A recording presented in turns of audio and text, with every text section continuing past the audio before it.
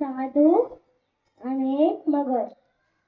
एके दिवशी काय झालं, एक मगर खूप दिवसांपासून भुकेले होते. तिने काही छोटं खाल्लेलं.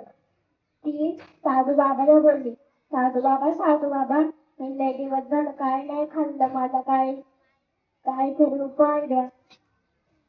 ते साधू बाबा बोलले, मी तुला एक मंत्र सांगतो, तो 2 वेळा म्हणायचा, नंतर नाही. एक घंटी देतो तुला, ती घंटी वाजवली का तुला जेवण मिळेल. तिने ती घंटी घेतली आणि ती पाण्यामध्ये परत गेली. नंतर त्या पाण्यामध्ये गेली. नंतर तिने ती घंटी वाजवली आणि तिथे सगळे जेवण आले. नंतर तिने जेवण केलं आणि ती त्याच पाण्यामध्ये झोपून गेली. नंतर आयुष्यात चालत राहिलं.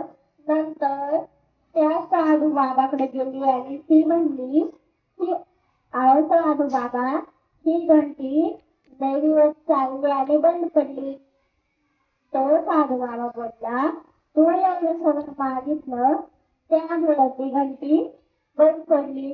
नंतर तिने रागवून त्या साधू बाबाला खाल्लं. ती म्हणली, आता मला एक बंगला द्या, नाही तर तुम्हाला खाऊ टाकेन. आणि असाच दिवस तिला खूप लालचीपणा आला. नंतर तिनं मला असं वाटलं की माझ्याकडे सोनं नाही. तिने ते सोने नंतर तिच्याकडे कडा पण नव्हता. नंतर कडा अशाच ते बंगला